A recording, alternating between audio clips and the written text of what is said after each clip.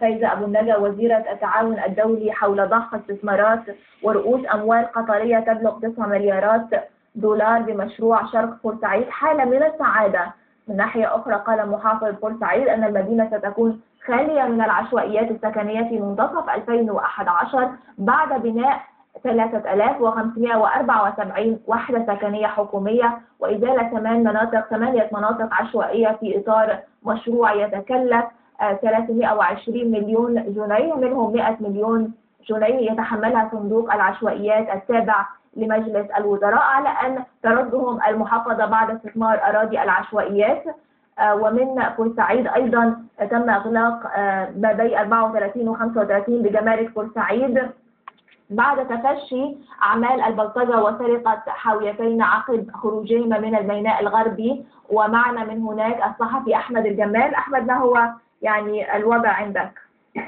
نعم ضحى، مساء أمس عقد اللواء أحمد عبد الله محافظ بورسعيد مؤتمرا صحفيا أعلن فيه ترحيبه بتصريحات وزيرة التعاون الدولي فايزة أبو النجا عن بحث ضخ استثمارات ورؤوس أموال قطرية تبلغ 9 مليارات دولار بمشروع شرق بورسعيد مع نظيره القطري خالد العطية، مؤكدا أن المشروعات سيتم تنفيذها وفقا للمخطط العام لمنطقة الميناء والمنطقة الصناعية، على أن تبدأ بشق قناة جانبية لاستيعاب الزيادة المتنامية في أعداد السفن. قال أيضا محافظ بورسعيد أن المدينة ستكون خالية من العشوائيات السكنية في منتصف 2011 بعد بناء 3574 وحدة سكنية حكومية وإزالة 8 مناطق عشوائية في إطار مشروع يتكلف 320 مليون جنيه، منهم 100 مليون جنيه يتحملها صندوق العشوائيات التابع لمجلس الوزراء، على أن تردهم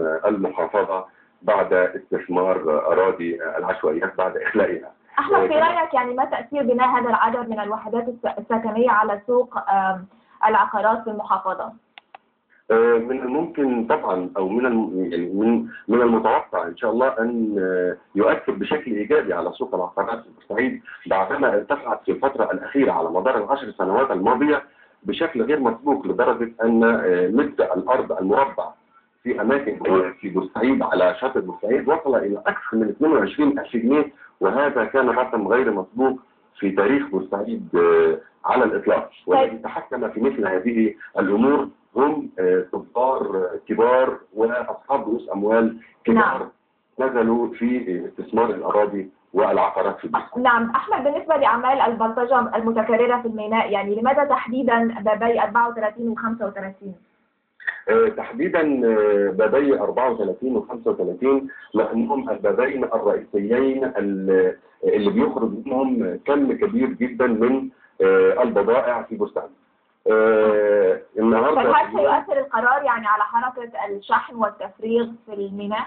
نعم أثر هذا الموضوع على حركة الشحن والتفريغ في بورسعيد، ومستمرة الشكاوي حتى هذه المكالمة من عدد كبير من المستخلصين والمستوردين.